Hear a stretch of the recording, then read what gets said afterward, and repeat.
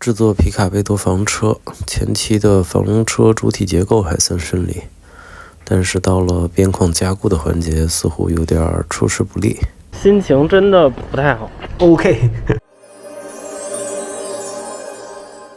延平 Mesas Gary 现在正在设计并建造一辆皮卡的贝陀式的房厢，正在往车间那边走。今天会把框架安装一些，因为之前呢，板子都已经钉上了，剩下就是靠胶和框架再加固，还挺期待的。前几天是进厂打螺丝啊，今天是开始进厂打胶了。现在有点凉，周围温差比较大。然后这些边框呢，就是前几天涂黑的，这些有的涂黑了。这个主要是今天打胶的工具。一会儿把这个扣切开，然后这个胶灌到枪里，一个黑色，一个白色。因为我车厢不是外面黑色，里面白色嘛。所以胶也是选的两种颜色，就是看网上很多人那个胶枪比较丝滑嘛，一摁它就很好控制。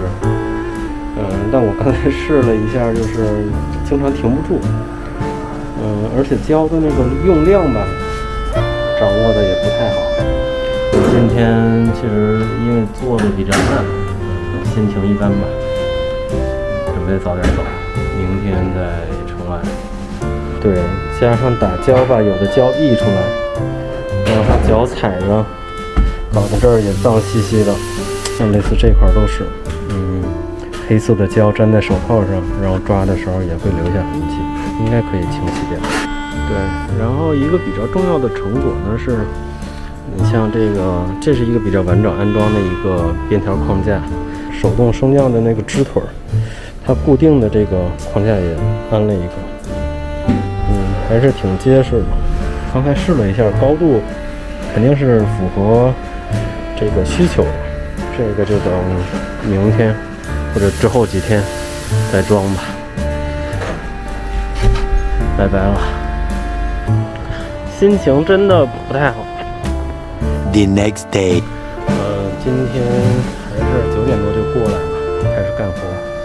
因为昨天不是做那个边框还有打胶，进度比较慢嘛，所以今天也来得早了一点。然后刚利用1个多小时的时间把这个边框给装上了，里外都加固了。对，所以这个其实效率还可以，对吧？因为主要这种支撑的边儿已经装了2个了，然后这边也会装，还有那边。现在来看效率提高了一些，我觉得应该越来越快吧。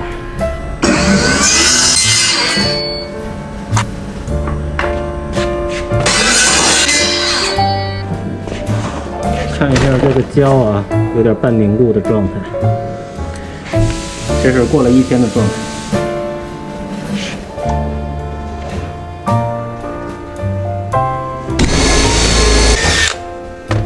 现在是4个支腿支架都装上了。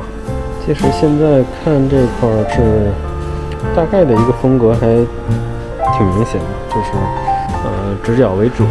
包括额头床，它虽然有弧度，但也是以直线为主吧。和江陵大道那车也比较搭，因为江陵大道那个形状就是方方正正的，所以房厢搭在车上，我觉得也风格也是比较统一吧。其实这个过程吧是有一点枯燥无味的，重复性的工作，而且这些东西确实没有那么容易，做起来。就是也不像说前几天搭板那么明显，因为你板子切开一张，然后固定上，对吧？它就是一个新的模样。然后这种呢，就是你定完以后它还是那样啊，但这个工序呢是也是很重要的这个加固的一个工序，所以就硬着头皮来干吧。对，我觉得边干边听听歌可能会好一些。